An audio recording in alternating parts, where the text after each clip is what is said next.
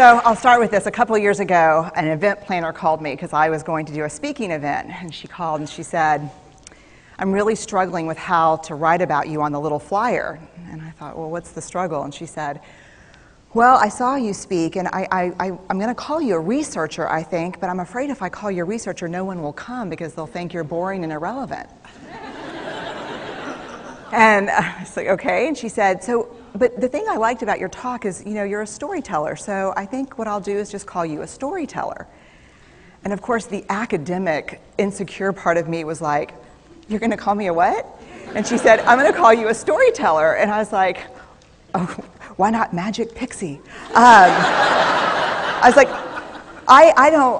let me think about this for a second. And so I tried to call deep on my courage, and I thought, I am a storyteller.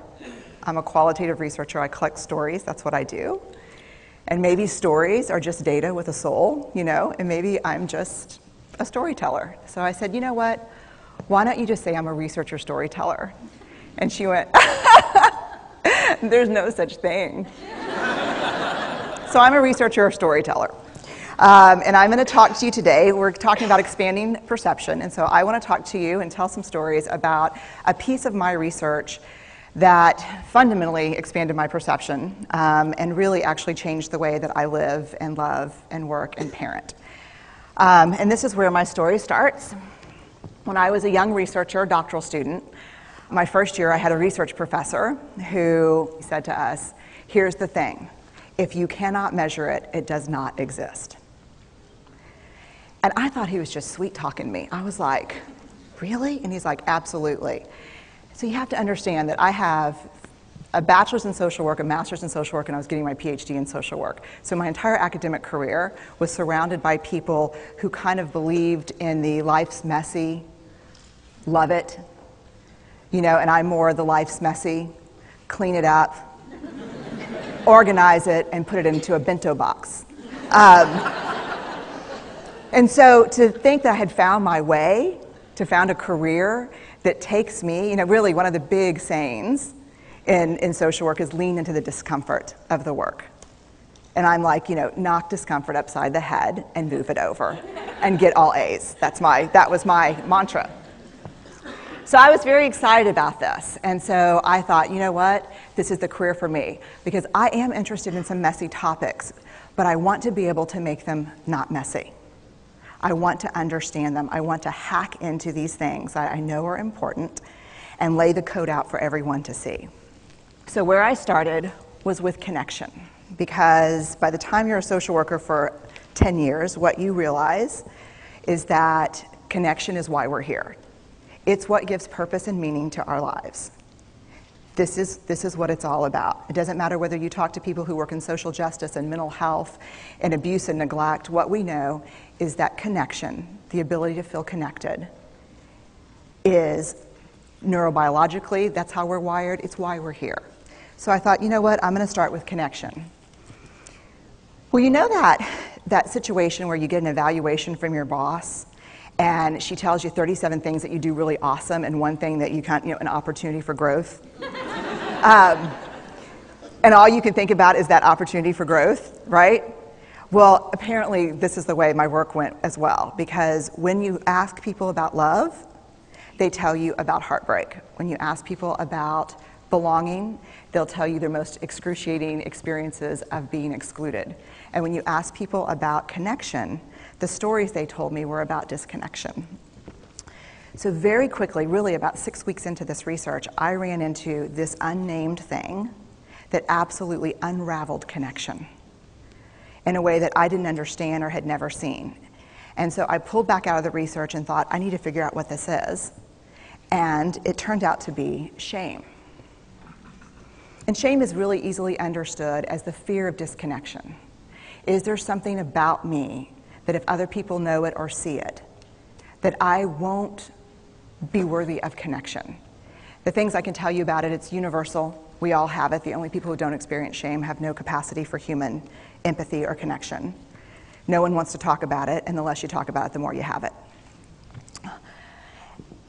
What underpinned this shame, this I'm not good enough, which we all know that feeling. I'm not blank enough. I'm not thin enough, rich enough, beautiful enough, smart enough, promoted enough. The thing that underpinned this was excruciating vulnerability.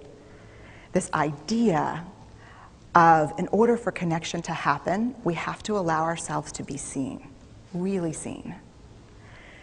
And you know how I feel about vulnerability. I hate vulnerability. And so I thought, this is my chance to beat it back with my measuring stick. I'm going in, I'm going to figure this stuff out, I'm going to spend a year, I'm going to totally deconstruct shame, I'm going to understand how vulnerability works, and I'm going to outsmart it. So I was ready, and I was really excited. As you know, it's not going to turn out well. You know this. So I could tell you a lot about shame, but I'd have to borrow everyone else's time. But here's what I can tell you that it boils down to. And this may be one of the most important things that I've ever learned in the decade of doing this research.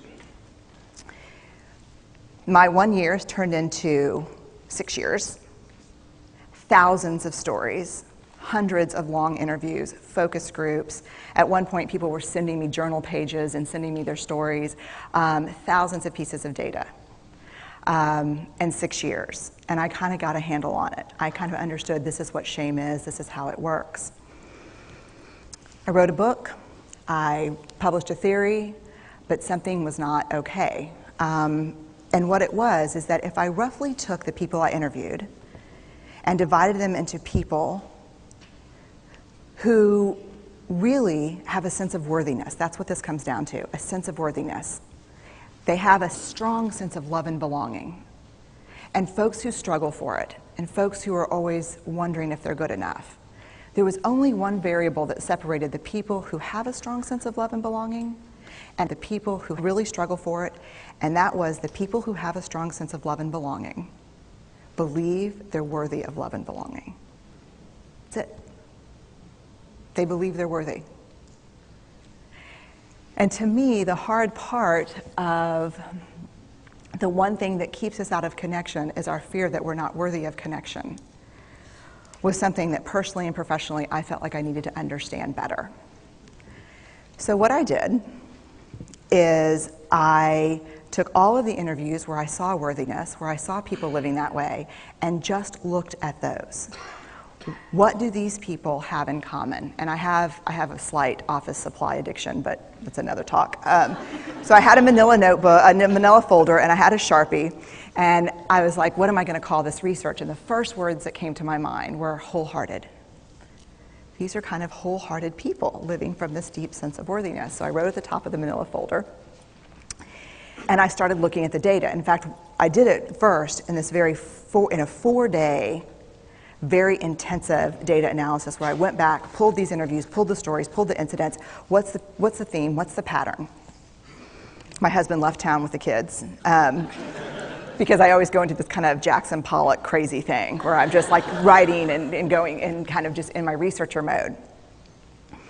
And so here's what I found.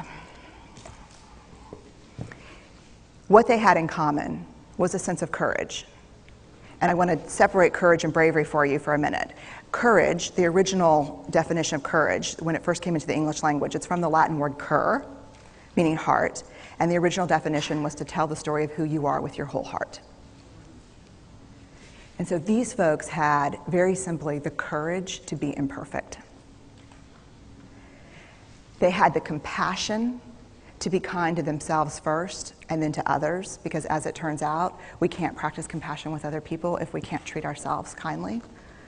And the last was they had connection, and this was the hard part, as a result of authenticity. They were willing to let go of who they thought they should be in order to be who they were, which is, you have to absolutely do that for connection.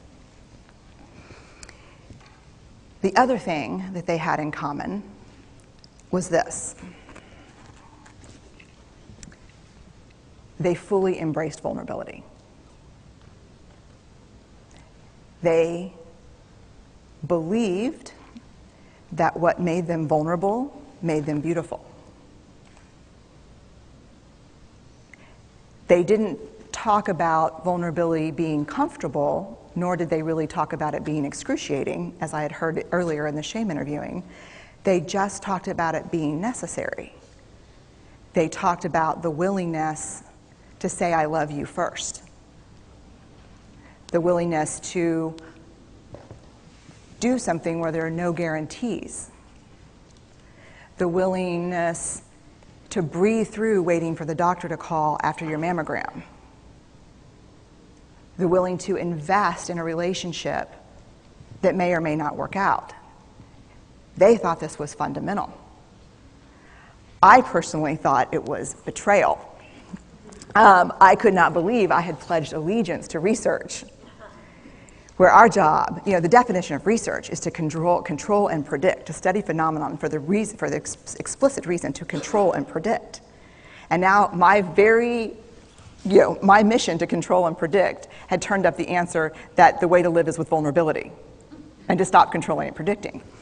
This led to a little breakdown, which actually looked more like this. And it did. It led to I call it a breakdown, my therapist calls it a spiritual awakening. Spiritual awakening sounds better than breakdown, but I assure you it was a breakdown. And I had to put my data away and go find a therapist. Let me tell you something. You know who you are when you call your friends and say, I think I need to see somebody. Do you have any recommendations? Because about 5 of my friends are like, woo, I wouldn't want to be your therapist. And I was like, what does that mean? And they're like, oh, I'm just saying, don't bring your measuring stick. It's like, okay. So I found a therapist. My first meeting with her, Diana, I brought in my list of the way the wholehearted live. And I sat down, and she said, how are you? And I said, I'm great, I'm okay. And she said, what's going on? And I said, and this is a therapist who sees therapists, because we have to go to those because their BS meters are good. And so I said, here's the thing, I'm struggling. And she said, what's the struggle? And I said, well, I have a vulnerability issue, and I know that vulnerability is kind of the core of shame and fear and our struggle for worthiness, but it appears that it's also the birthplace of joy, of creativity, of belonging, of love, and I think I have a problem, and I need some help. And I said, but here's the thing, no family stuff, no childhood shit, I just need some strategies.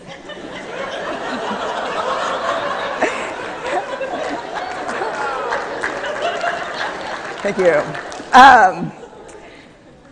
So she goes like this. And then I said, it's bad, right? And she said, it's neither good nor bad. It just is what it is. And I said, oh my God, this is going to suck. And it did, and it didn't. And it took about a year. And you know how there are people that, when they realize that vulnerability and tenderness are important, that they kind of surrender and walk into it? A, that's not me. And B, I don't even hang out with people like that. For me, it was a year-long street fight. It was a slugfest. Vulnerability pushed, I pushed back. I lost the fight, but probably won my life back. And so then I went back into the research and spent the next couple of years really trying to understand what the wholehearted, what the choices they were making, and what are we doing with vulnerability? Why do we struggle with it so much? Am I alone in struggling with vulnerability? No. So this is what I learned. We numb vulnerability. When we're waiting for the call, it was funny, I sent something out on Twitter and on Facebook that says, how would you define vulnerability? What makes you feel vulnerable? And within an hour and a half, I had 150 responses. Because I wanted to know, what's out there. Having to ask my husband for help because I'm sick and we're newly married. initiating sex with my husband, initiating sex with my wife, being turned down, asking someone out, waiting for the doctor to call back, getting laid off, laying off people. This is the world we live in. We live in a vulnerable world. And one of the ways we deal with it is we numb vulnerability. And I think there's evidence, and it's not the only reason this evidence exists, but I think that it's a huge cause. We are the most in debt, obese, addicted, and medicated adult cohort in US history. The problem is, and I learned this from the research, that you cannot selectively numb emotion. You can't say, here's the bad stuff. Here's vulnerability, here's grief, here's shame, here's fear, here's disappointment. I don't want to feel these. I'm going to have a couple of beers and a banana nut muffin. I don't want to feel these. And I know that's knowing laughter. I hack into your lives for a living. I know that's, God. You can't numb those hard feelings without numbing the other affects or emotions. You cannot selectively numb. So when we numb those, we numb joy. We numb gratitude. We numb happiness. And then we are miserable and we are looking for purpose and meaning. And then we feel vulnerable. So then we have a couple of beers and a banana nut muffin. And it becomes this dangerous cycle. One of the things that I think that we need to think about is why and how we numb. And it doesn't just have to be addiction. The other thing we do is we make everything that's uncertain certain. Religion has gone from a belief in faith and mystery to certainty. I'm right, you're wrong, shut up. That's it. Just certain. The more afraid we are, the more vulnerable we are, the more afraid we are. This is what politics looks like today. There's no discourse anymore. There's no conversation. There's just blame. You know how blame is described in the research? A way to discharge pain and discomfort. We perfect. If there's anyone who wants their life to look like this, it would be me. But it doesn't work, because what we do is we take fat from our butts and put it in our cheeks. Which just, I hope in 100 years people will look back and go, wow. You know. And we perfect, most dangerously, our children. Let me tell you what we think about children. They're hardwired for struggle when they get here. When you hold those perfect little babies in your hand, our job is not to say, look at her, she's perfect. My job is just to keep her perfect, make sure she makes the tennis team by 5th grade and Yale by 7th grade. That's not our job. Our job is to look and say, you know what? You're imperfect and you're wired for struggle, but you are worthy of love and belonging. That's our job. Show me a generation of kids raised like that and we'll end the problems I think that we see today. We pretend that what we do doesn't have an effect on people. We do that in our personal lives. We do that corporate, whether it's a bailout, an oil spill, a recall. We pretend like what we're doing doesn't have a huge impact on other people. I would say to companies, this is not our first rodeo, people. We just need you to be authentic and real and say, we're sorry, we'll fix it. But there's another way, and I'll leave you with this. This is what I have found. To let ourselves be seen, deeply seen, vulnerably seen. To love with our whole hearts, even though there's no guarantee. And that's really hard, and I can tell you as a parent, that's excruciatingly difficult. To practice gratitude and joy in those moments of kind of terror when we're wondering, can I love you this much? Can I believe in this as passionately? Can I be this fierce about this? Just to be able to stop and instead of catastrophizing what might happen, to say, I'm just so grateful. Because to feel this vulnerable means I'm alive. And the last, which I think is probably the most important, is to believe that we're enough. Because when we work from a place, I believe, that says, I'm enough, then we stop screaming and start listening. we're kinder and gentler to the people around us, and we're kinder and gentler to ourselves. That's all I have. Thank you.